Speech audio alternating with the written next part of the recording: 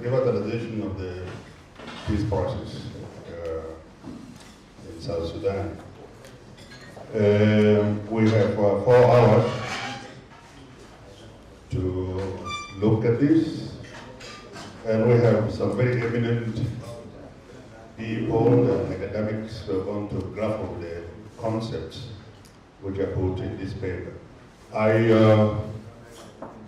come from a background where you don't really bother with protocol, but in Parliament I am chair of international affairs and political cooperation. Therefore, I must respect protocol.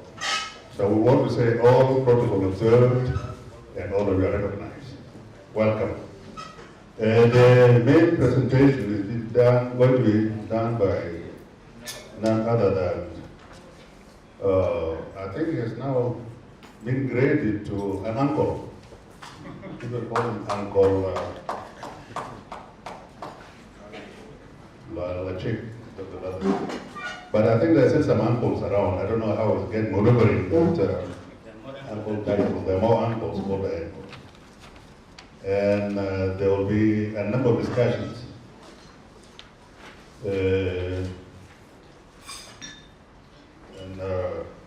One of them is His Excellency Maulana John Luke, who is the Minister of Transport, who for a very long time has been engaged in the vicissitudes of liberation and crisis in this country, and we struggling to make sense of all the ills. Now added another type called FD. We have His Excellency Dr. Professor, I don't know what I got, Oga, Professor Joram Boforo. He is an ambassador of the African Union to South Sudan. We have Honorable Achille Bongo, who stands in for the Secretary General, for the Acting Secretary General, Honorable Jama Kumba. We have a representative of the IO Chief Whip, Agel Rain Machar, who is also standing in for the Chief Whip. And then is Boreng, who is going to facilitate this workshop. My work is simple.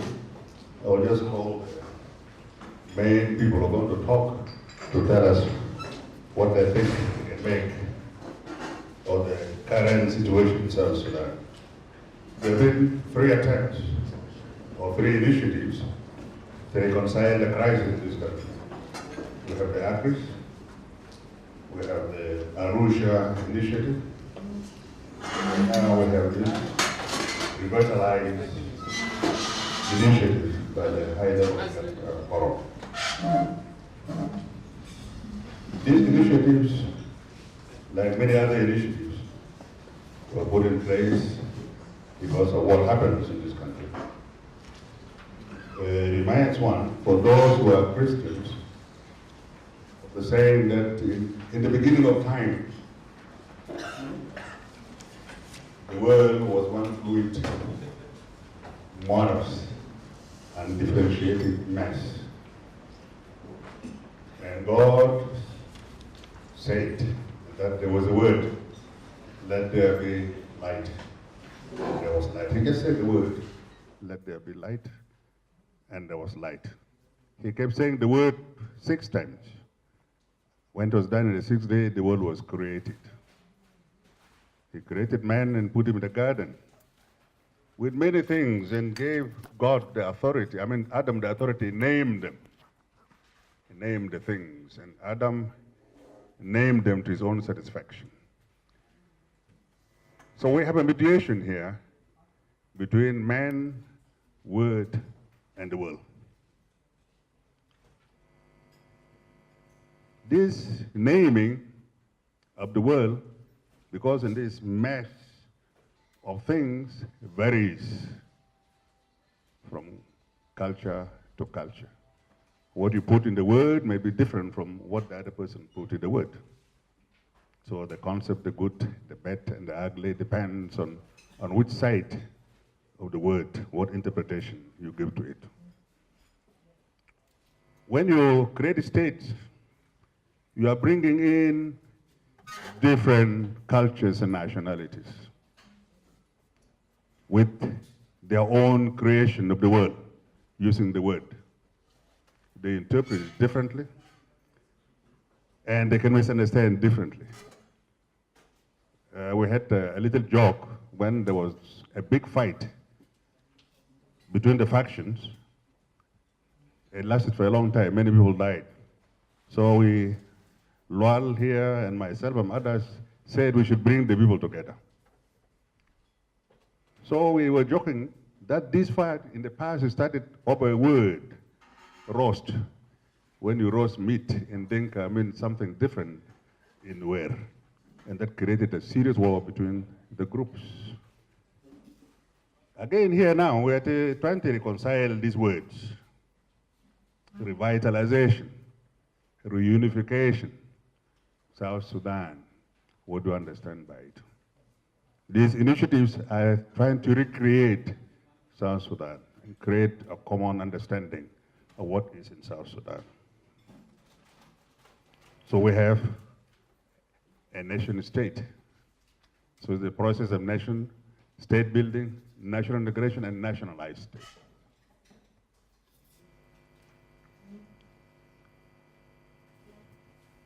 In the national state, we also understand it differently. Others may believe that the national state is a process of assimilating and standardizing diversities. When you do this, you have a major problem.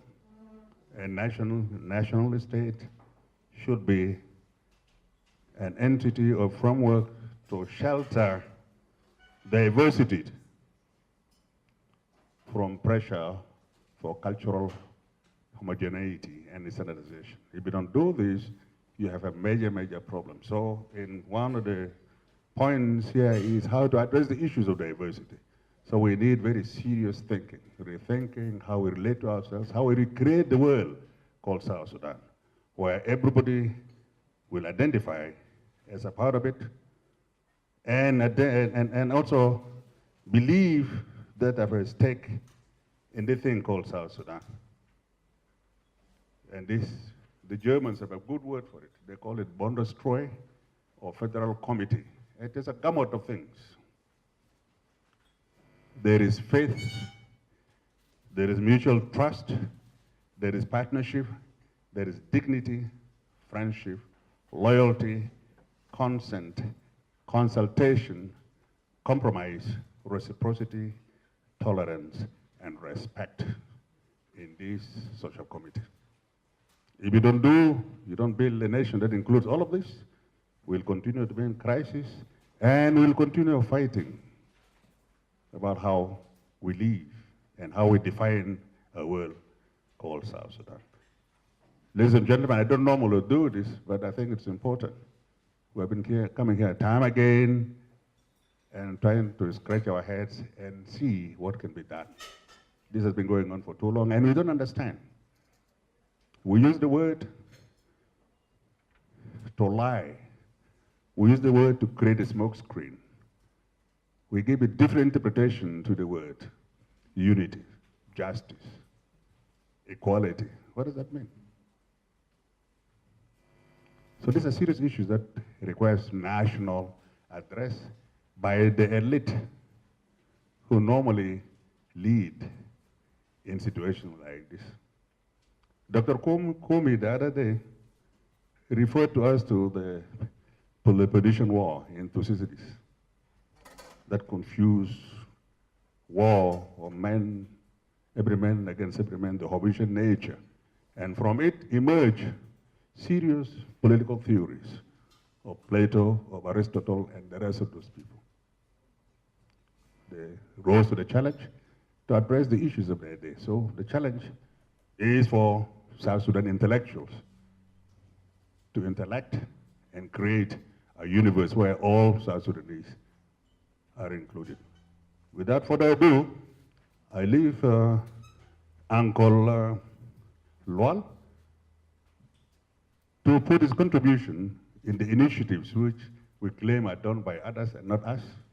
There are 3 of them, as I said, and the agreements all over the place who are running everywhere else except in South Sudan. Arusha Declaration, Unification, ACRIS, and Revitalization. Can we give Dr. Lual a clap, please? Dr. Lual. Thank you, George. Good morning. As you said, all protocol observed. We don't have protocol in the events of Ebony Center, but what I want to say is to thank you for taking time from your precious Saturday morning for doing other things. Maybe the height. So this is an acknowledgement to begin with. But why Revitalization Forum? This is what people should begin to ask. And these are not my words. These are coming from those who initiated. Is to provide a platform for a comprehensive and thorough discussion on how to revitalize the agreement for resolution of conflict in South Sudan and the way forward in addressing the current political challenges. So 2 things is to provide a comprehensive and thorough discussion, and second, provide a way forward. This is exactly from the revitalization document. And you could see on the 31st, on June 12 June 2017, the 31st Extraordinary Summit of the IGAD created this body. And it is a forum, by the way. And my understanding of a forum, there's no end to it. So it's going to continue as a debating forum. And I would like to caution our South Sudanese elites on both sides of the divide, those in the government and in opposition. Forum is not going to provide a solution.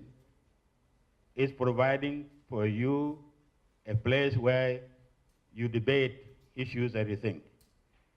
So we need to understand that. And the third of why Revitalization Forum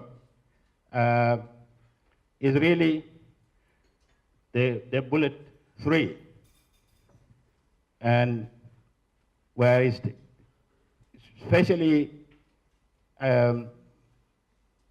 restore a permanent ceasefire and to fully implement the peace agreement and to develop a revised and realistic timeline and implementation schedule for a democratic election at the end of the transition.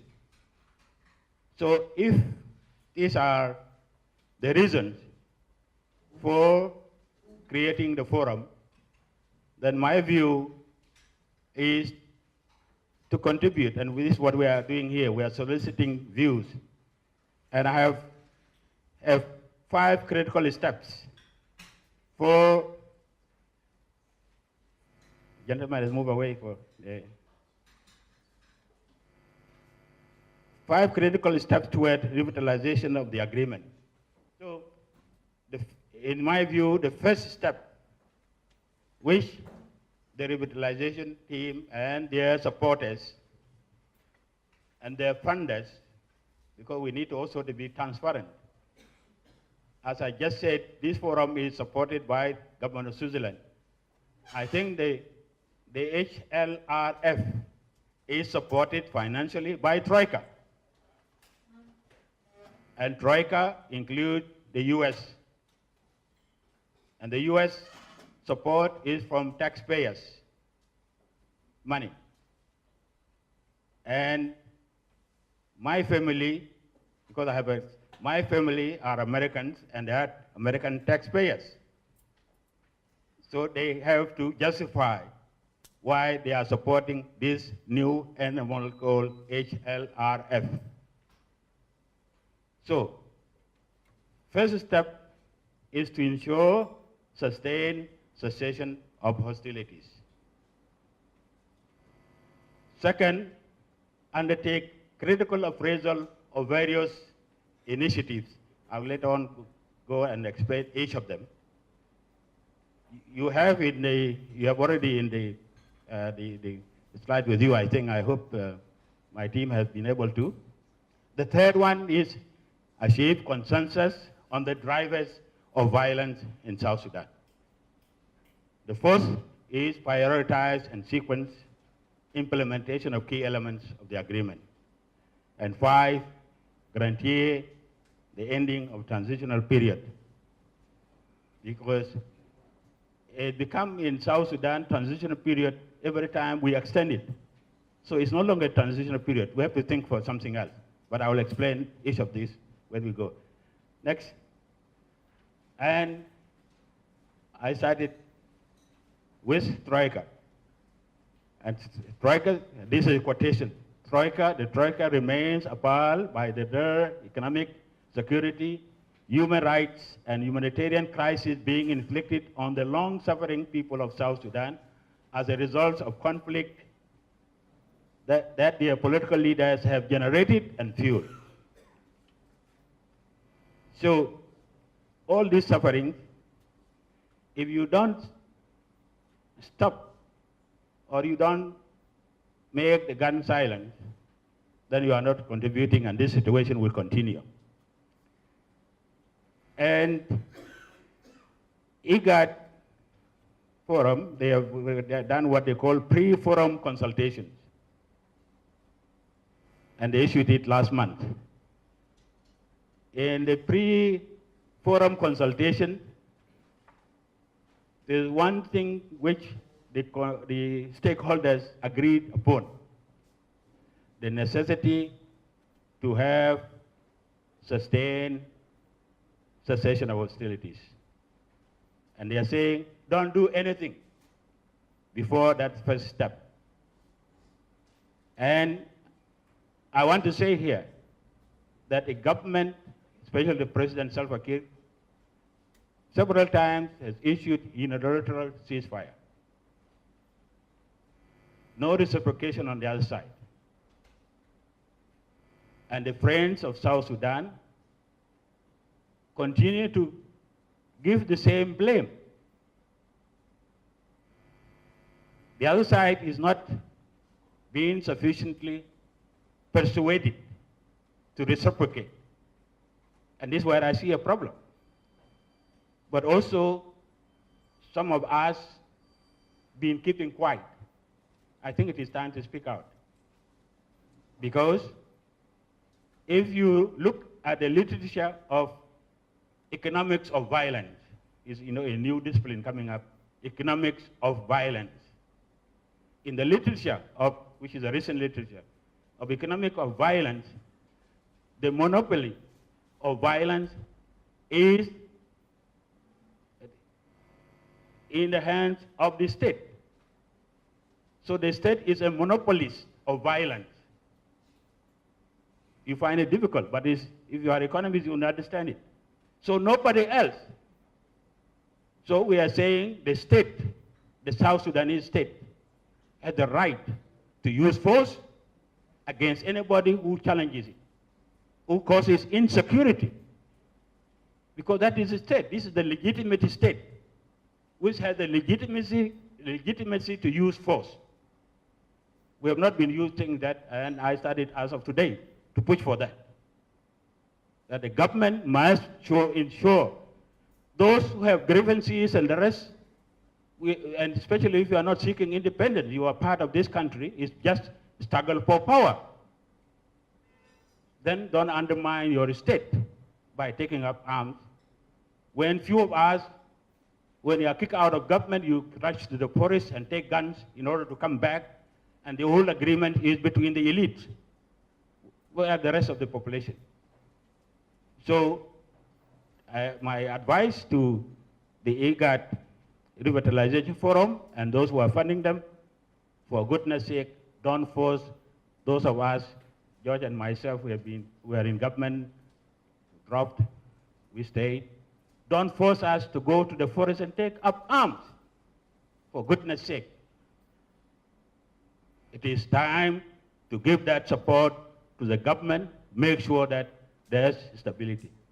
Don't do, if you don't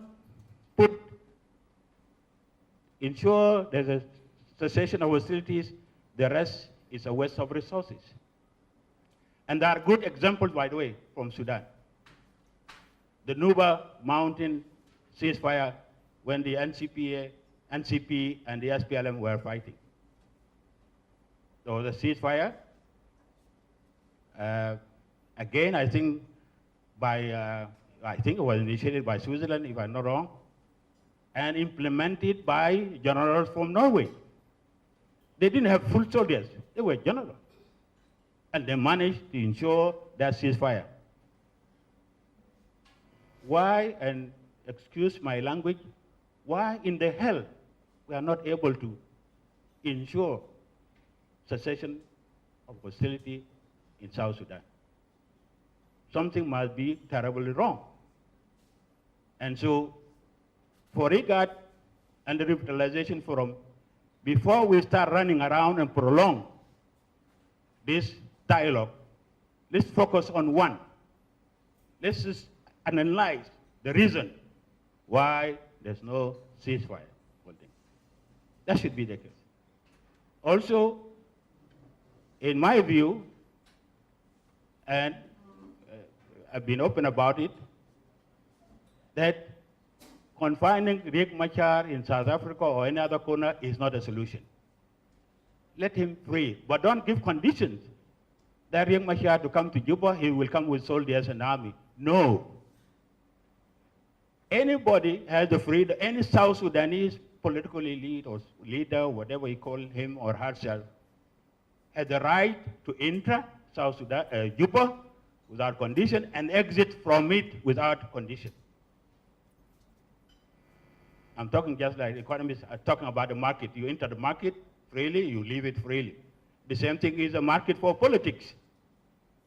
So why our partners insist that Riek Machar will come back with army? That no two armies again in Juba.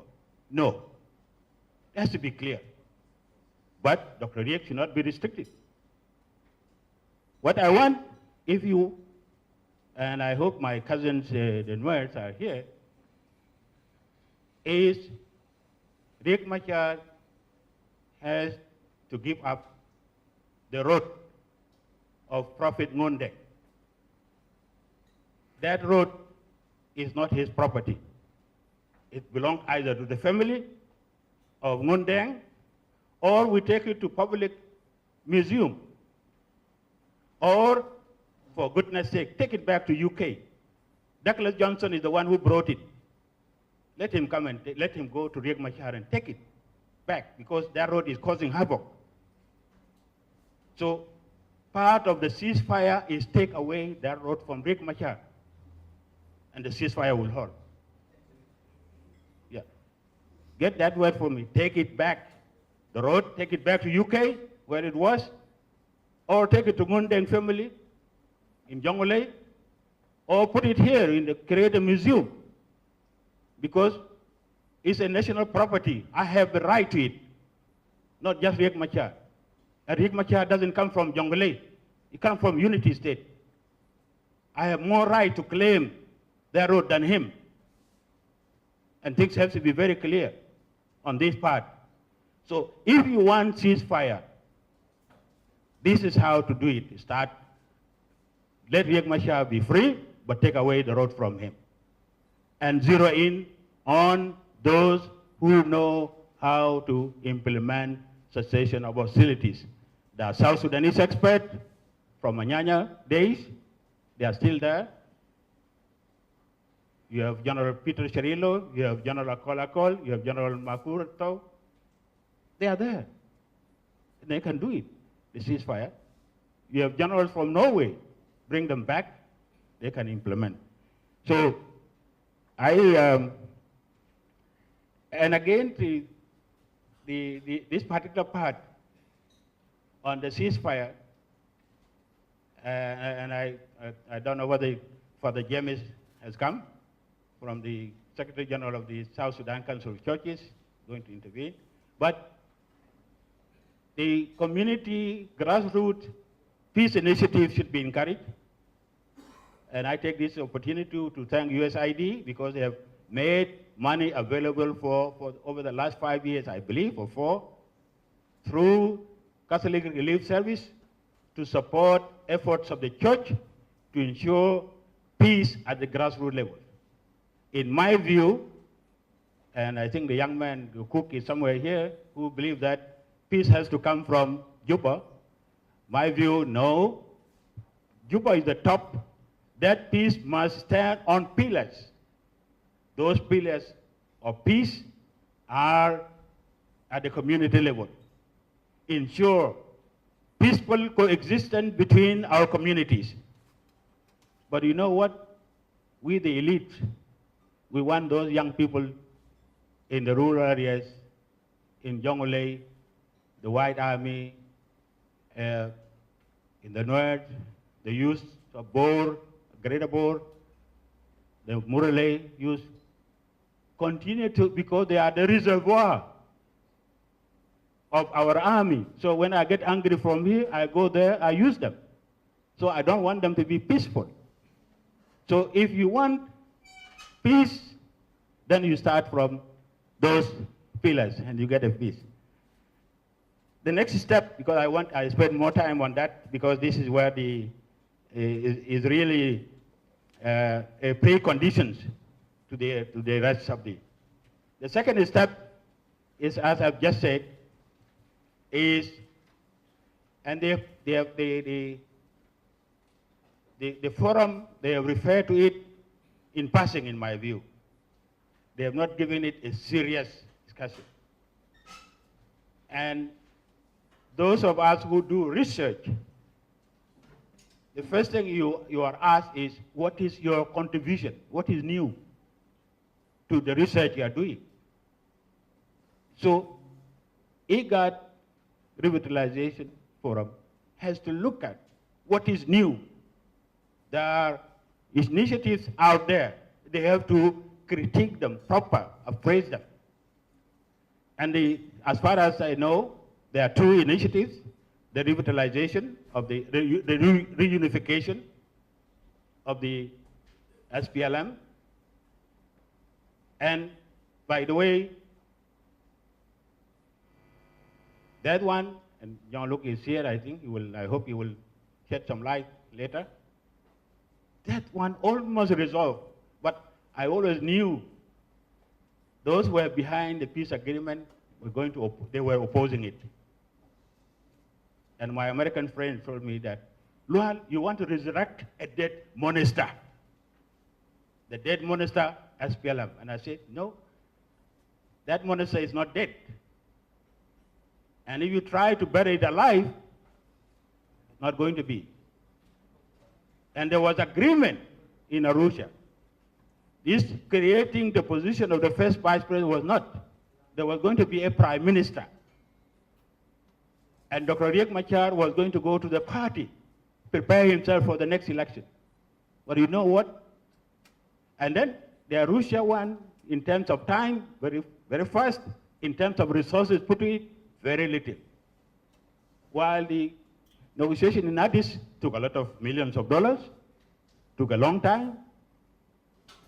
And in my view, our good friends who were supporting that process felt ashamed.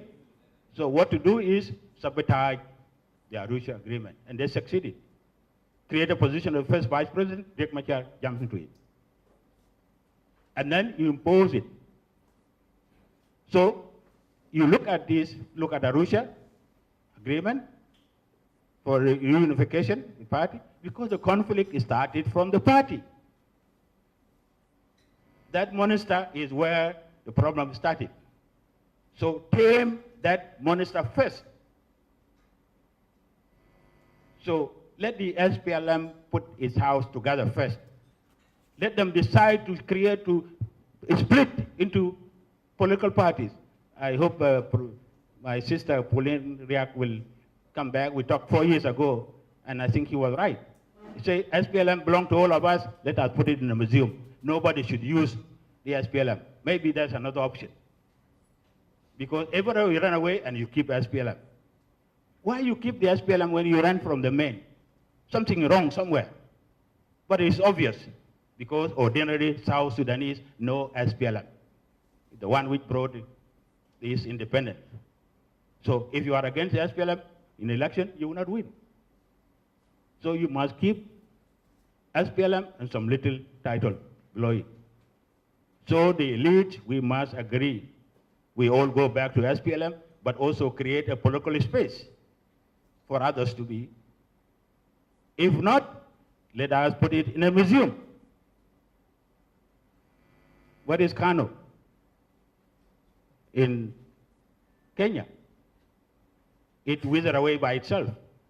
But SPLM will not wither away by itself.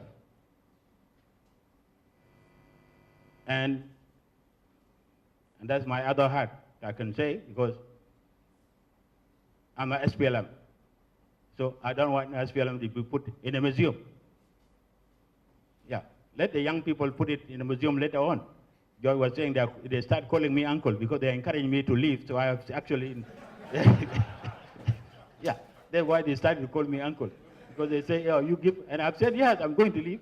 Next election, I'm not ready. I'm still strong, I'm doing research. So research, come and compete with me. Leave politics for you. And I'm moving to research. Yeah, and I still capable to do that.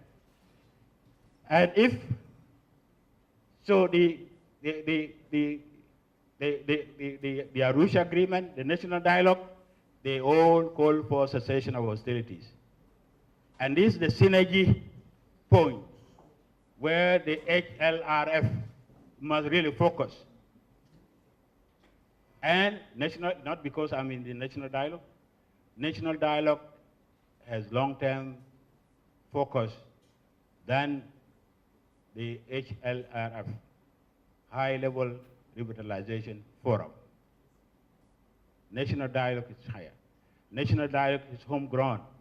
National Dialogue is a South Sudanese. These problems we are in, the crisis of governance and leadership, will never be resolved by an outsider. They have to be resolved by South Sudanese with a support from outside.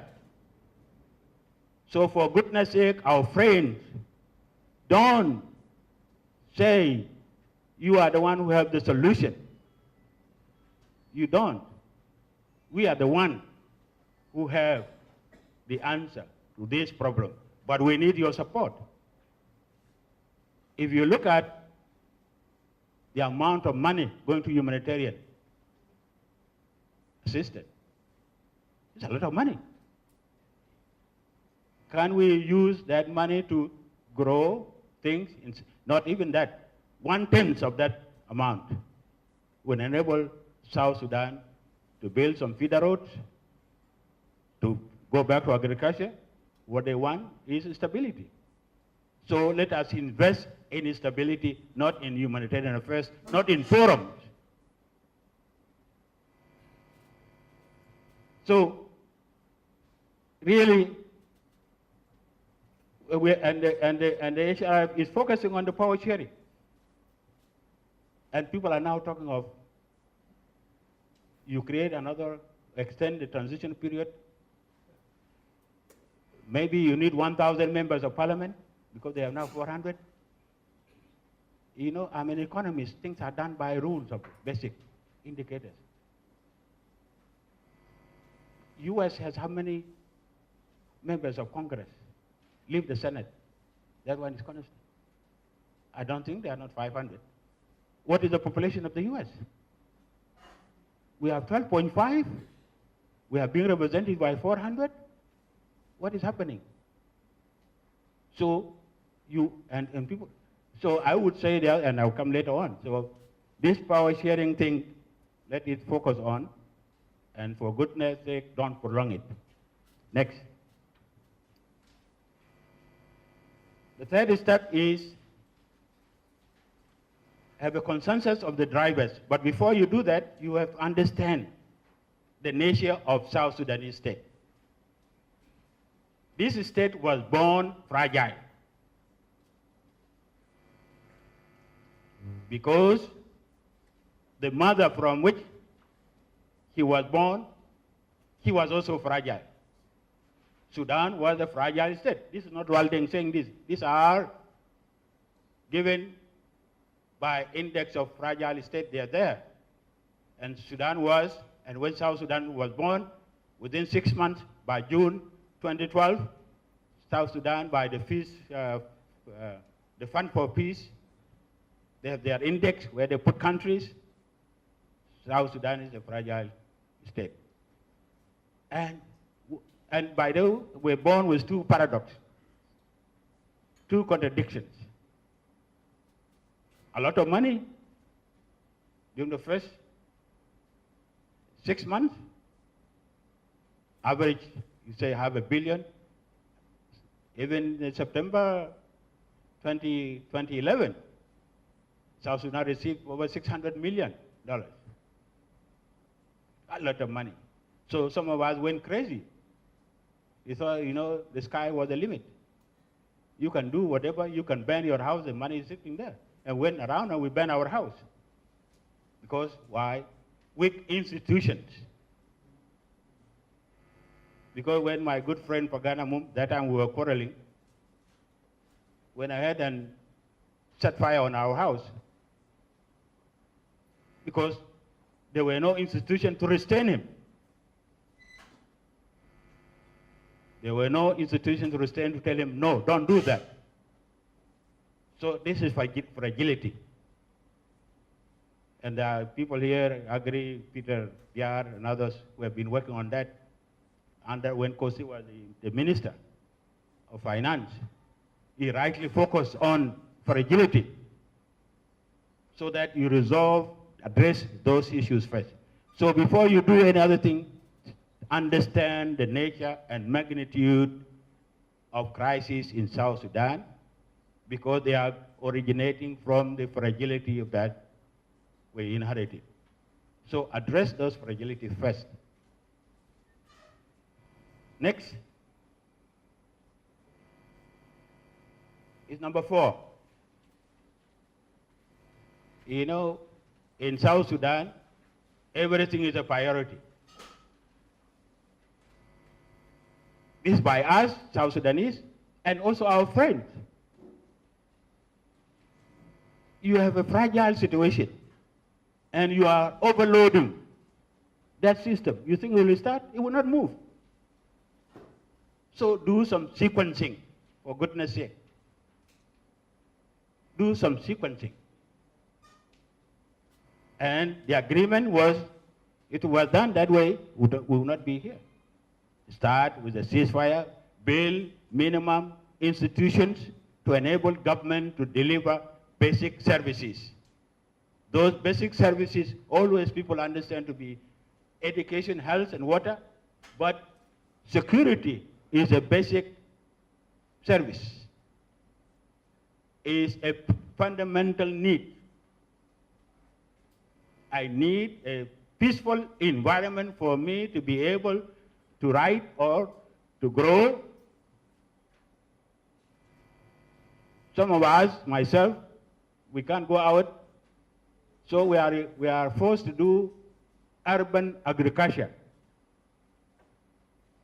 In my house somewhere here in Haijalaba, I grow tomatoes because I can't go out. So create environment for people to do things.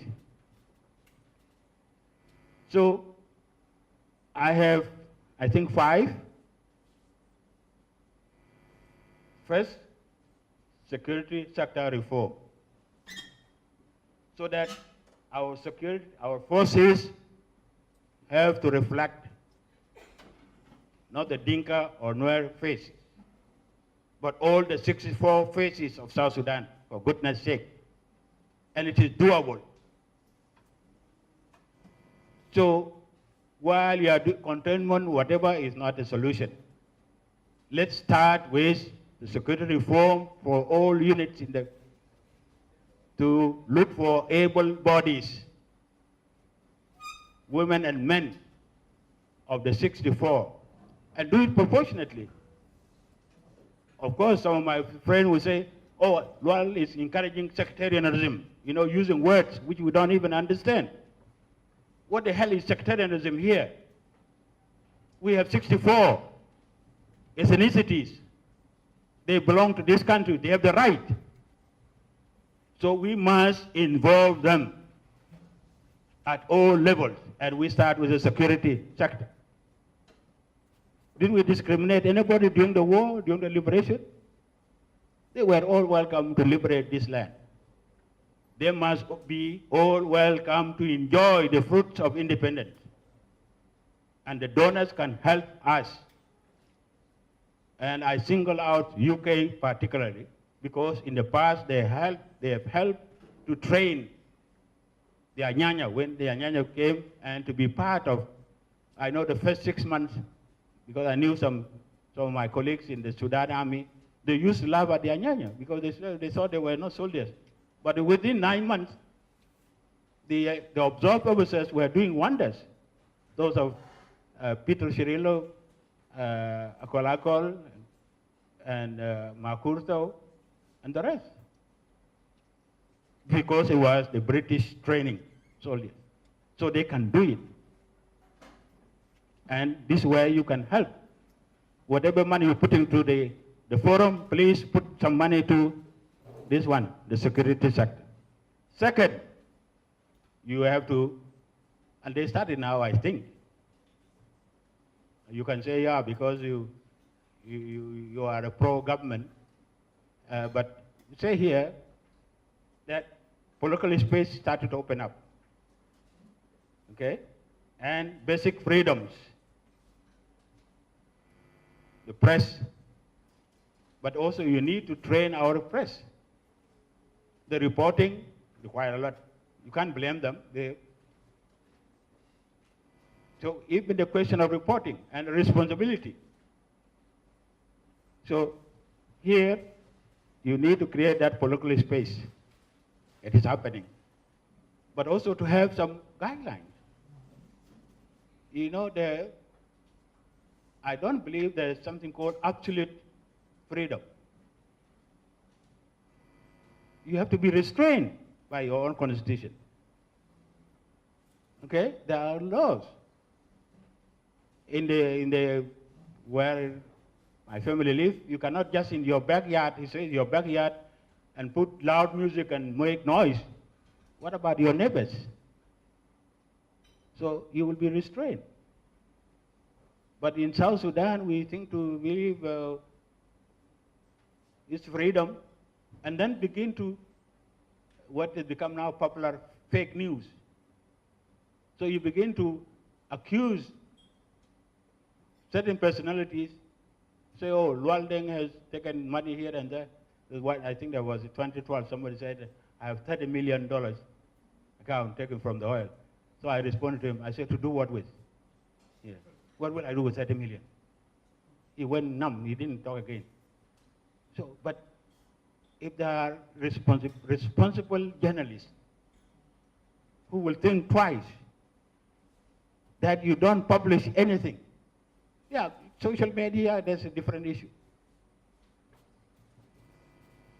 Third one is really the reform of judiciary, including establishment of institutions of transitional justice, reconciliation, and national healing. This one is a must for us to, and you can address those issues of war. They will be addressed, in my view, under this, and our lawyers, they will be able to do. And here, this will also restore the traditional authority, the chiefs. Give them a role so that they resolve problems at the micro level, at the grassroots level. So, and you need to put some resources there. 4, reform institutions of economic governance. And under economic governance, I'm talking about issues of accountability and transparency. We have a program in the Ebony supported by Norway, where we have been looking at the figures and the issues of corruption. They have to be under this economic governance. Strengthen our Chamber of Audit, doing a good job. But it's not enough when whatever they reported is not being acted upon. So Parliament, those committees in Parliament, Public Account Committee, the Economy Committee, this is where they need to be strengthened so that they can ensure that the executive takes to court cases which have been reported by the Auditor General through the annual account.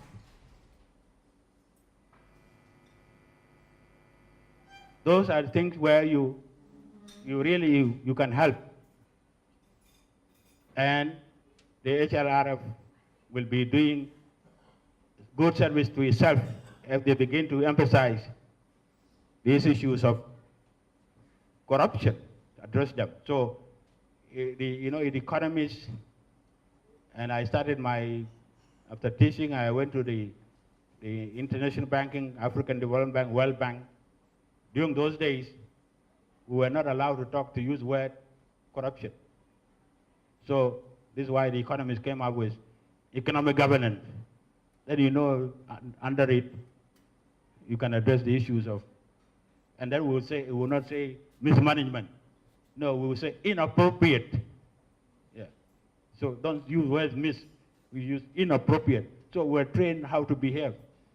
The young one now, they are lucky because they can say whatever. And during my time, you cannot. You will be dismissed. If the minister report, you are on mission.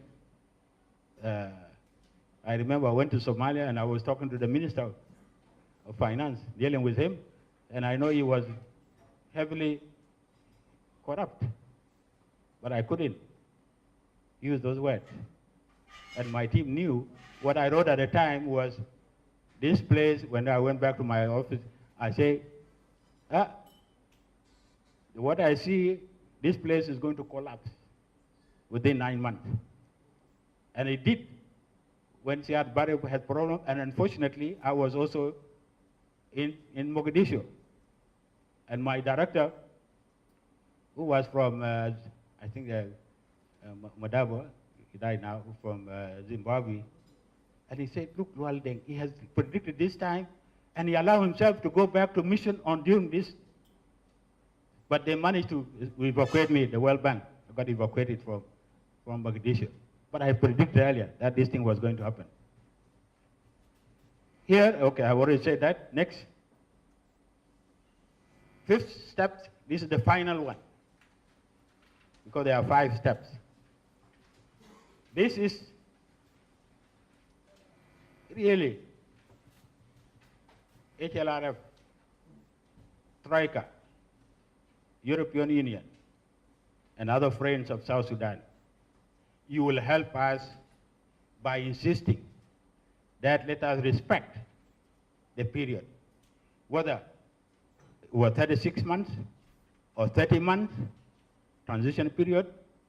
I think we talk about 30 months. We can talk of 36 months. If 36 months you start from, and I take 26, because that's not the 17 or what was it in Addis. No, it's when the president signed it. Was on the 26th. That's the date which has been accepted. 26 August 2015. So you go for 36 months, it will end such a date. If you say it when Dr. Riek Machar came to Juba, in April, I believe, 2016, and the formation of the TGONU, then there would be 30 months, will also end. And so as of today, because they are, I think, a week from today, because James Cook was asking that this particular event is a waste of time, because the whole thing is done. It's not a waste of time, because they are meeting on the 15th, I believe, 1 week from now. So we have to contribute to them. We have to tell, when you meet on the 15th of this month or 16th, first, besides the ceasefire I've talked about as the number one, and the last one is determine, say no going beyond. 26 is, that's it. And allow maybe the National Dialogue Forum, because they will come with the resolutions.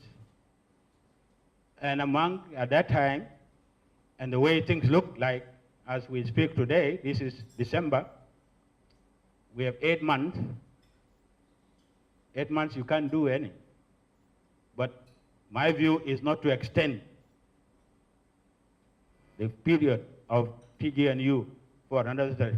No, my view is to create a new animal called Interim Government of South Sudan, IGSS, Interim Government of South Sudan. At DPF, we are the first to call for it in 2014. All these things, later on, they were ignored by government, by donors, by others, but we have come back. So please don't ignore us this time around. Let's go for interim government of South Sudan as of July 26 next year for 4 years.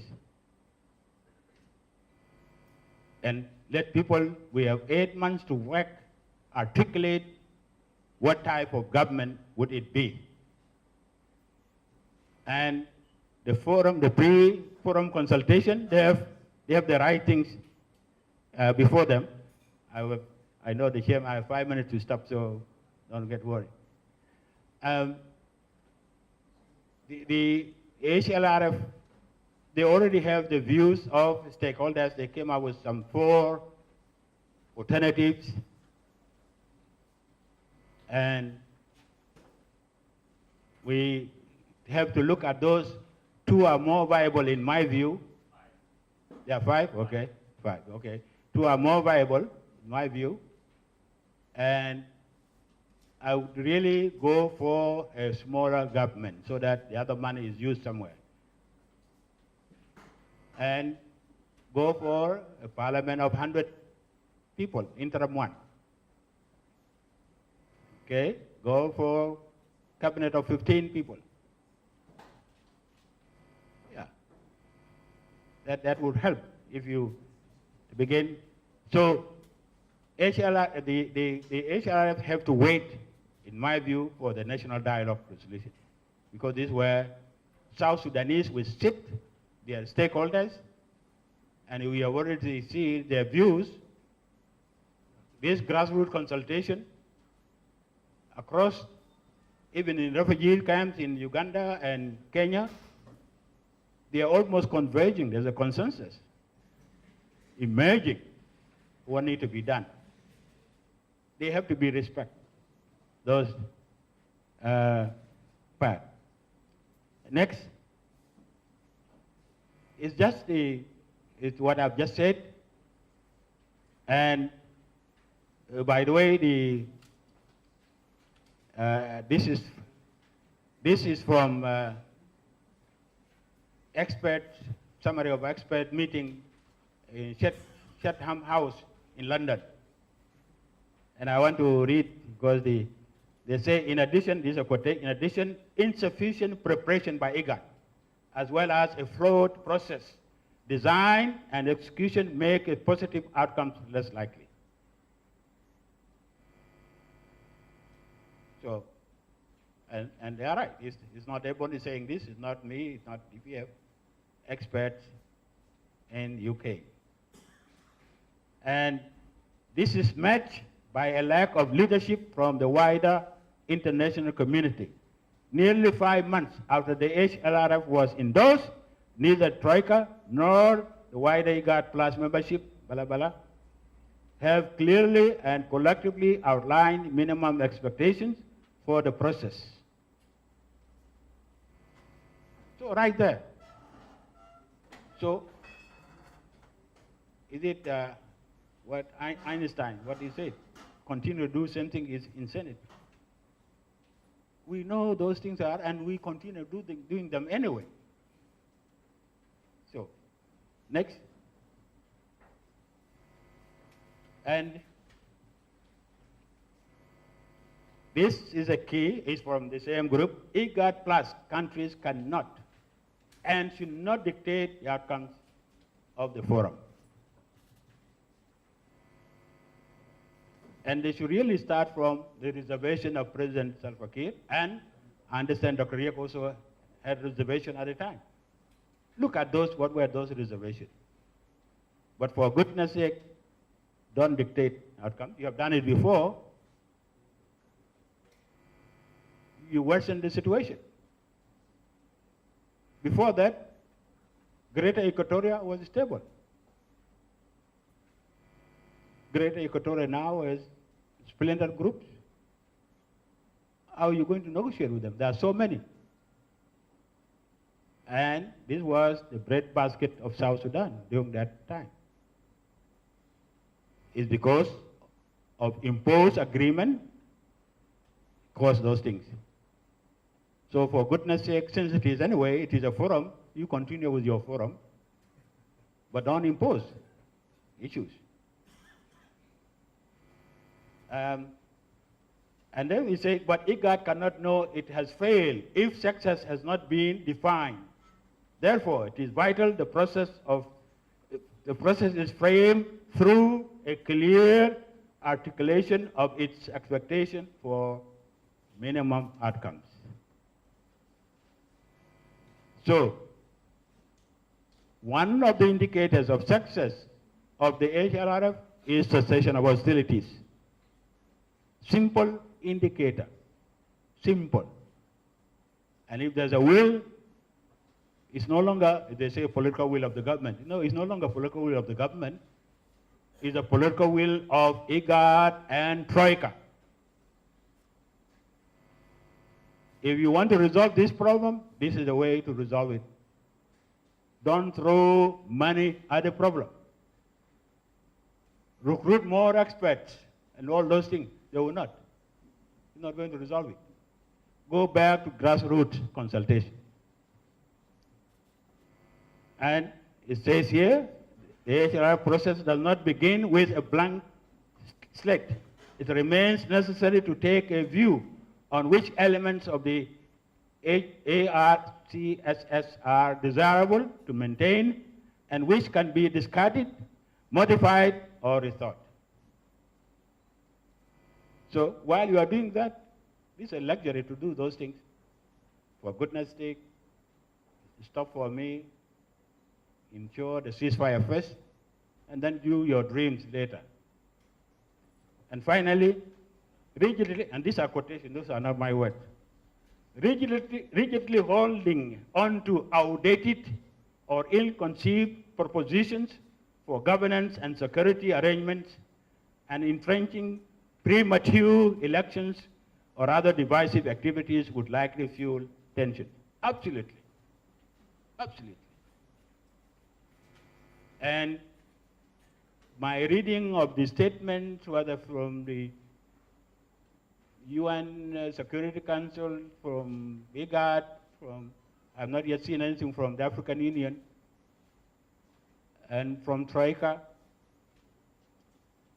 I don't see any learning. It's just prolonging the suffering of the people of South Sudan. But then it is our duty,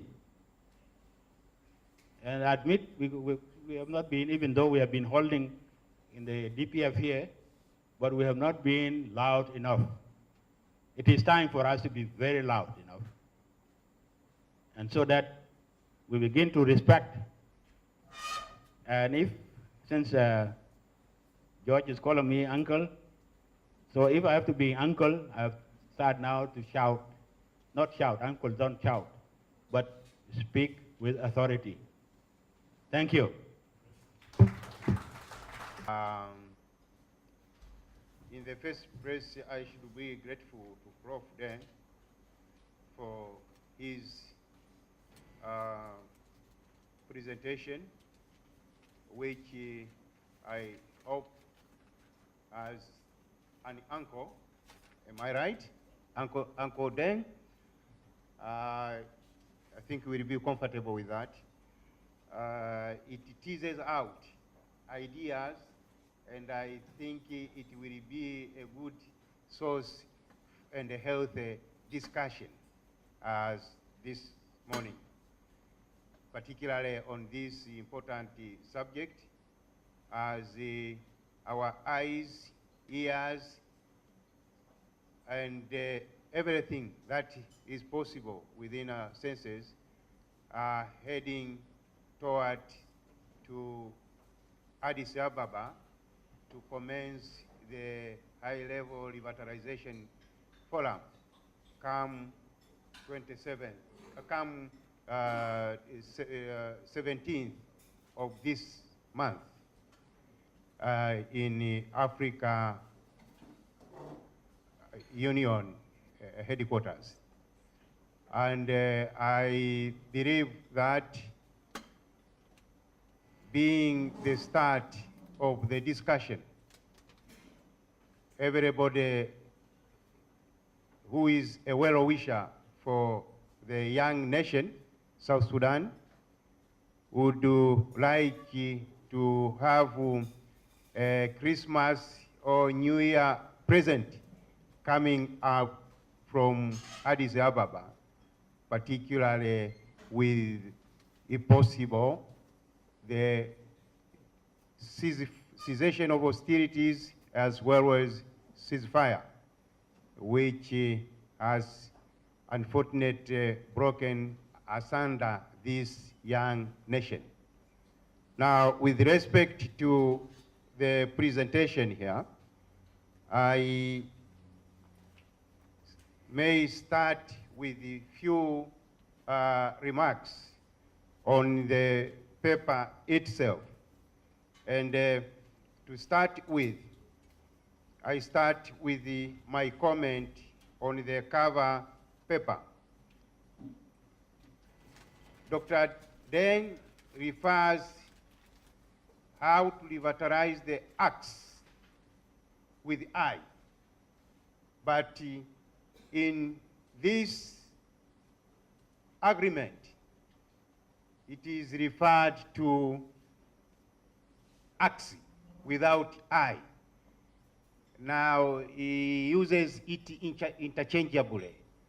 I think this is a lacuna in the sense that a few months ago, when I was involved in a process leading to the MOU in establishing the hybrid court, our learned friends challenged us, and we had to abide with that legal acronym as enshrined, I think, in the Agreement 2017.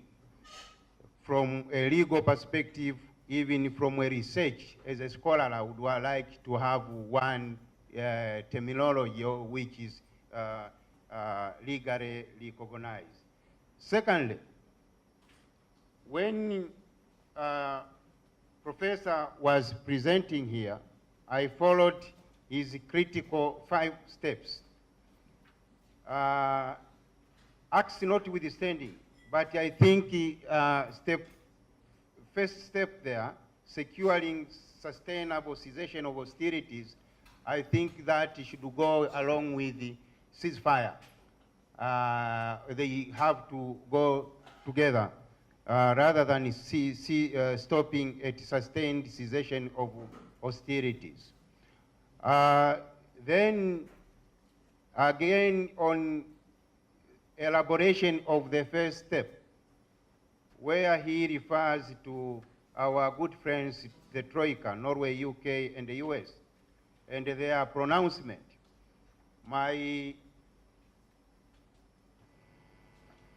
humble advice would have been also the professor to revisit the website of the African Union, and particularly its communique 720 of September at ministerial level of the Peace and Security Council in New York. It comes out right what is expected of and what is with the revitalization and what should be done insofar as the spoilers of that of revitalization process would suffer. I think it was a widely acknowledged document worth also being acknowledged by my dear uncle professor. Then when you go to the question of, I think he refers in your explanation, you referred to seeing Machare inside here as far as, insofar as the revitalization process takes off. I think the reasons which what you referred confinement where he is are still valid at this early stage of starting revitalization. And an appropriate moment, he may come physically, and he will walk freely like any other South Sudanese. And I trust time will come. And at the moment, perhaps that's why he has decided to send his personal representatives to the revitalization forum in Addis Ababa. And again, as you rightly put it, the state has the responsibility to cater for the security of, it has that monopoly, and to ensure that peace and the security of its people always prevail. And may I add that it is also within the framework of the principle of social contract that the state has that responsibility. Now, I do agree with you on the second stage in your explanation, the role of the national dialogue and the fate of the January 2015 of Arusha Agreement and the current efforts to resuscitate it from where it is, and the consequence of November Cairo Declaration. And this is, I think, is a work in progress. I know you are an ardent SPLM, as you put it, much as I am ardent CCM from where I come from, and it is difficult to get out of him. But I think it is a process which is homegrown, which needs to be supported also.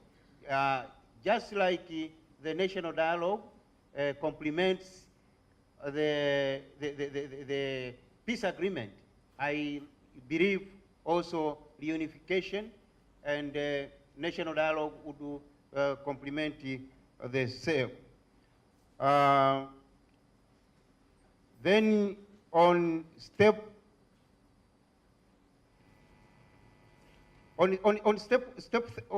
third step there, bullet 3 and 4, where you refer to the paradox, I find it difficult to agree with that paradox because in your explanation you go further to you bring things to bear, that there were no institution in the first place, and there were no plans for this place, particularly July 9th to December 2011. So If money was pumped there, no institution, it was going to be obvious that it depends on who received it and for what purpose. So I see it that way, that I can't find a paradox in that area.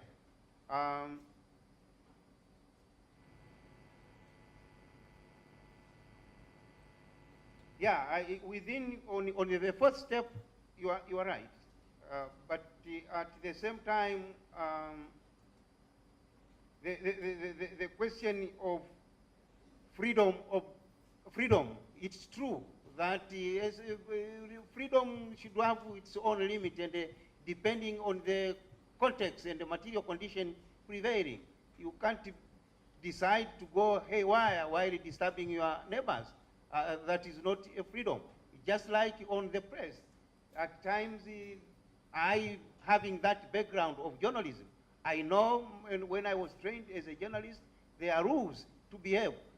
You misbehave, you misreport, you are charged to label, etc., etc. Now, it has to be contextualized, and also that responsibility of as a journalist, given that freedom is enshrined in the Universal Declaration, Article 19 of 1948 on Human Rights Declaration.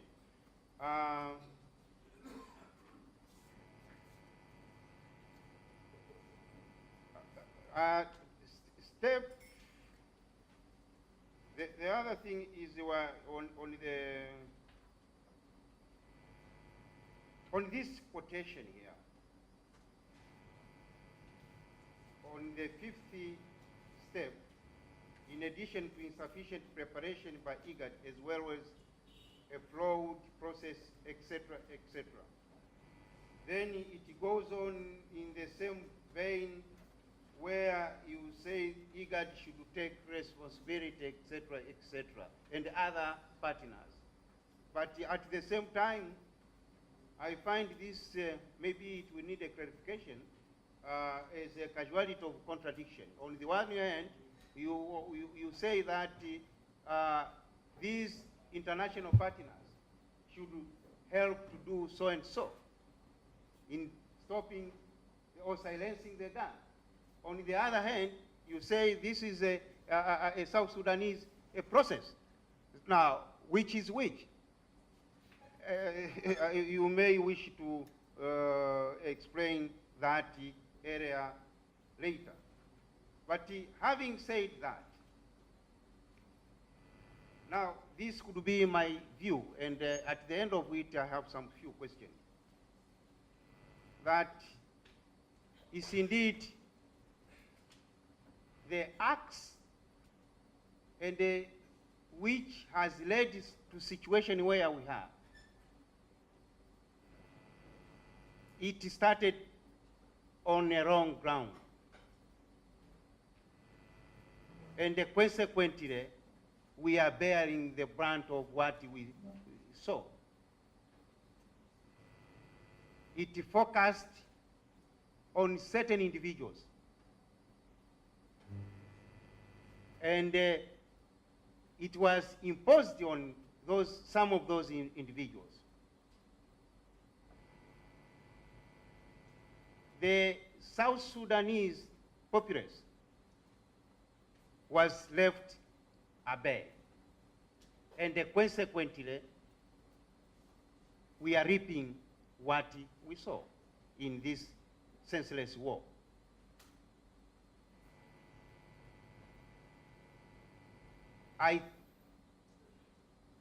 Under those circumstances, history has shown that anything imposed is unsustainable.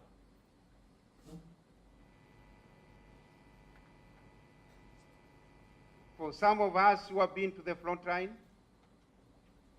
we saw the liberation of Southern Africa, what caused it to. At the end of the day,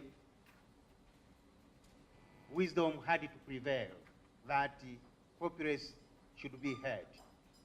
In that regard,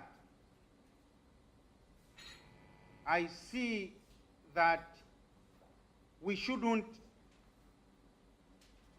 rush as the revitalization forum takes off.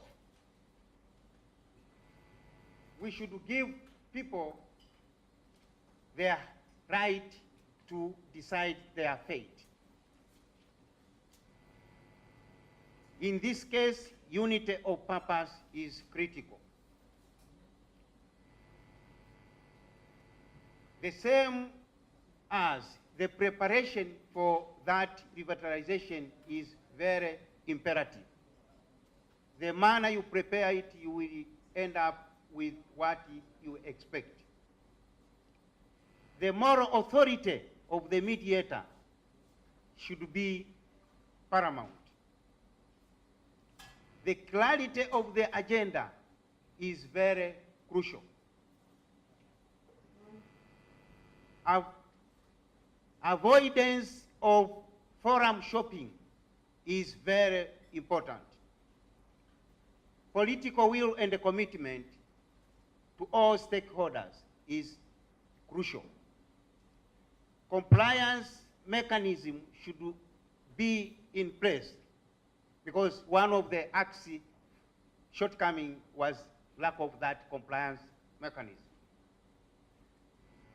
The challenge may be to translate what will come out of Addis Ababa into action.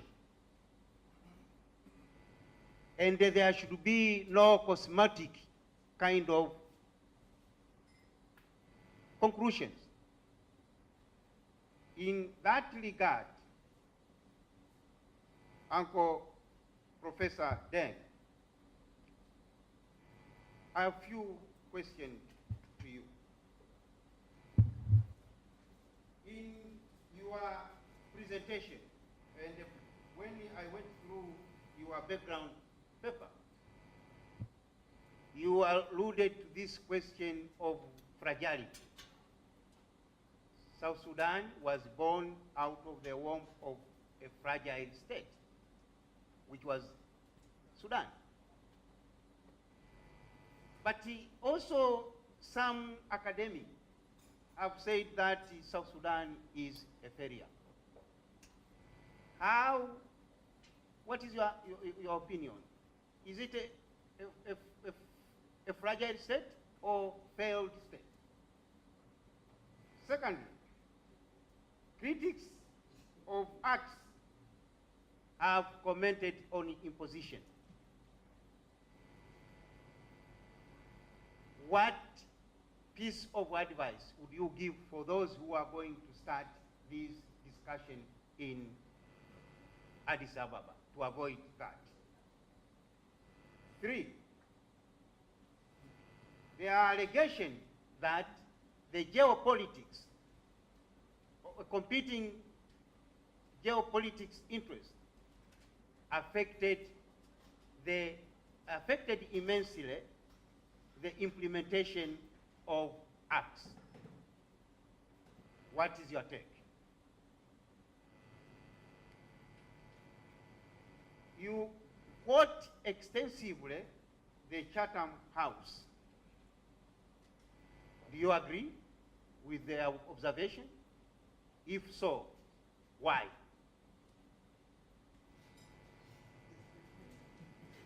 Fourthly, South Sudan, the researchers and the analysts argue, suffers from the ethnicization of politics as against the politicization of ethnicity. What's your comment? I would like to stop there, Uncle Dan, as others take the floor. Thank you. Thank you, moderator, for this opportunity. And I thank also the Ebony Center for bringing up these issues, these pertinent issues which I believe will be a subject of discussion among many South Sudanese for the next coming, from now and on, for the next coming months, especially the Revitalization Forum, given that IGAD has already finalized the mapping of views and opinions from all shades of opinion from South Sudan, and have in fact produced their document, which contains very, very diverse opinions on the various issues, some of which Dr. Lual also has touched on them. But I don't think that we will exhaust those issues. So as Dr. Lual has confined himself to specific issues, my response will also be on what he had to say. And from the onset, I saw the quote that he displayed there as to the mandate, which I would call the mandate of the forum, how the forum was mandated, the decision of the summit in their 31st extraordinary session. This is very important because the discussion so far has been extending and has been very extensive, discussing every aspect of the conflict in South Sudan. But looking at the resolution from the 31st extraordinary session of the IGAD summit, they said that urgently convened, directing the foreign ministers of IGAD, that they should urgently convene a high-level revitalization forum of all the parties to the ARCAS, including estranged groups, to discuss concrete measures to restore the permanent ceasefire. That is point number one from the mandate. Number two is full inclusive implementation of the ARCAS, of the agreement. And third, to develop and revise a realistic timeline and implementation schedule towards democratic election at the end of the transitional period. The summit further mandated the IGAD foreign ministers to convene and facilitate this forum, and appointed an IGAD special envoy, who I believe is with us here, Professor. This is really precisely the mandate that has been given to the forum. And before I come to comment on what Dr. Lual said, I wish to say that the views that are circulating now are very diverse, almost on every issue. And that reflects the diversity of the groups that have been consulted, the South Sudanese groups, in government, outside government, whether armed or unarmed. That is, that's what I believe, that if the forum will restrict itself to the mandate that has been given to them, some of the ideas that has come up so far, and some of which were being discussed also by Dr. Lual, I believe they will be important to segregate those issues and those views. There are those that will fit immediately to the immediate need of stopping violence in the country and having peace. And the rest will be also, some will be medium and long term. That will eventually be the final destination, particularly in terms of the next permanent constitution of the Republic of South Sudan. In my comment to coming back to the ceasefire, yes, that is a demand of everybody, that the fighting, if fighting continues, it will become very difficult to continue just sitting in Addis or anywhere about peace. Because we all know the consequences of fighting. It is reflected in terms of millions of our people who are in the neighboring countries as refugees. It reflects itself in a number of people displaced from their own homes, who are suffering now and even barely have anything to eat, and some are starving, and a feeling of fear and insecurity that not only in urban centers, but that has also preoccupied our people in the rural areas who are already on the move all the time because of fighting and conflict between the government and the armed group. Dr. Lual seemed to reduce this conflict into people running out to look for jobs. I think this would be a bit unfair to reduce all that is happening in the country to just jobs. It is through the elites, the perpetrators of what is happening, or the source, you could trace it to the political elites in the country, including yourself, including Dr. Lual himself, and myself and others. But exactly after the peace agreement, and after the signing of the peace agreement and the declaration of the permanent ceasefire, there are factors that have also affected the implementation. One is what he mentioned.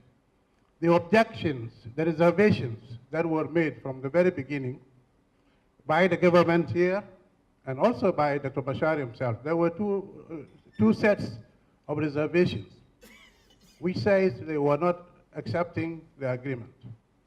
But that agreement or disagreement had been negotiated for more than 2 years. For more than 2 years, and it really debunks the concept that we South Sudanese can sit and agree. Because we spent 2 years plus, we could not agree until IGAD, until the international community intervened to say that you are causing a lot of suffering for your people, and that you need to agree. And so, for this reason, that people, neither the government or the other were not convinced. And as we move on, the IO began to come in, the armed group that was fighting the government. Now, what happened after that?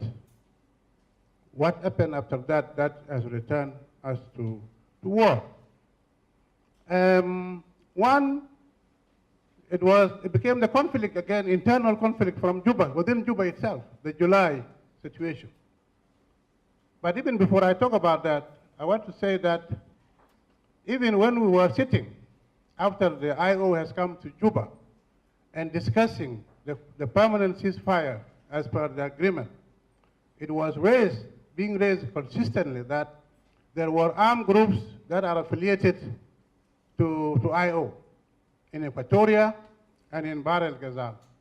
And that those ones, in order to control them, they must be confined and they must go to the cantonment sites. That was the biggest disagreement from the beginning, that they don't exist in Equatoria. No armed groups exist in Equatoria. No armed groups existed in Bahr el Ghazal. And what was the reaction? The reaction became then that the armed groups in those areas began now to show themselves that they actually are existing. They are there. And they began to attack people along the routes, irrespective of whether they are armed or civilians, in Equatoria. And equally, it happened also in parts of Bahr el Ghazal. That actually deepened the conflict, and the armed conflict in particular. So, it may not be just, and some of them were not the elites that you talk about. And these were people who feel that they are part of South Sudan. They have their own grievances which they want to express, and they have taken up arms, and therefore they should be also recognized and be part of the settlement.